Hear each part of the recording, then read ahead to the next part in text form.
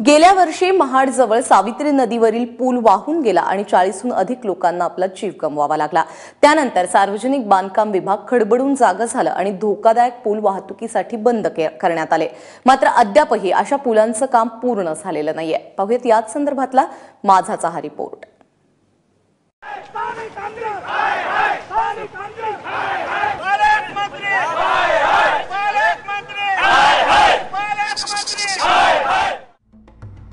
बिंदुसरा नदीवरचा तात्पुरता पूल तुटल्यानं आता राजकारण सुरू झालंय। बीडच्या खासदार प्रीतम मुंडे पुलाची पाहणी करण्यासाठी आल्या त्यावेळेला सत्ताधारी आणि विरोधकांमध्ये घोषणाबाजी झाली।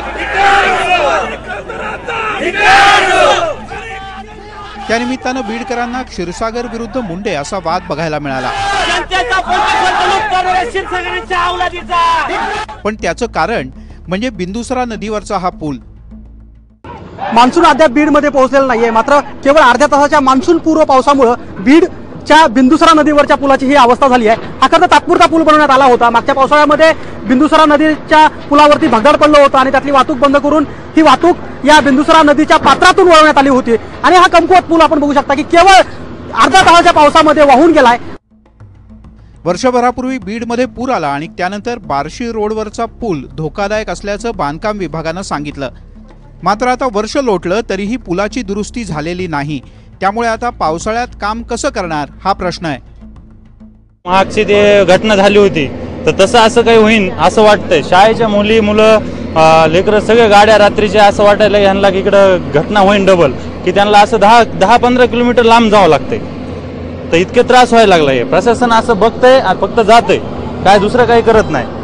ये सब रास्ता बंद है साहब, लोगों की परेशानी हो रही। और ये 3 कोटी का काम था, ये पूरा सुपड़ा साहब खाली रोड़ा डाले उन्होंने अपना ऊपर ऊपरी काम करके ले लिए। बाजा दुनिया का कैसा भी हो, सुबह में यहाँ टेम्पो गिरा, 2 घंटे परेशानी में नुकसान होगा उसका बहुत। यहाँ कोई देखता नहीं ना कुछ नहीं, ये सब खाने वाले हैं, ये पूरे खाने वाले लोग आए।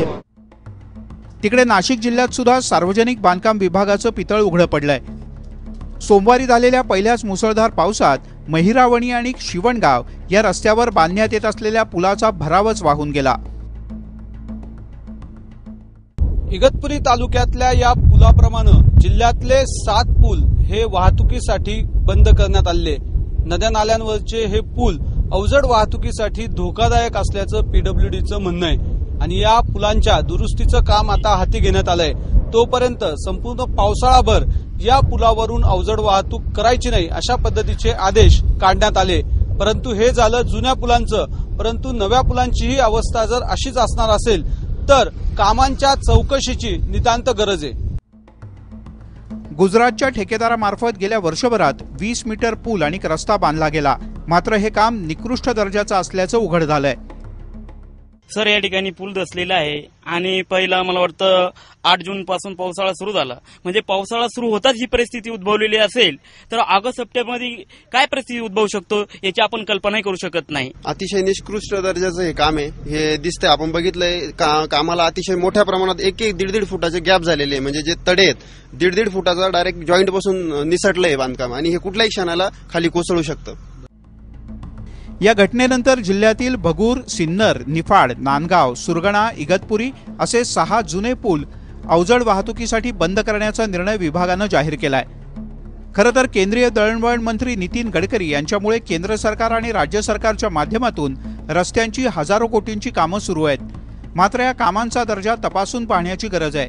अन्यथा महाडसारख्या दुर्घटना झाल्या तर नागरिकांच्या जीवाशी खेळ होऊ शकतो। बीडहून गोविंद शेळकेसह सागर वैद्य, एबीपी माझा, नाशिक।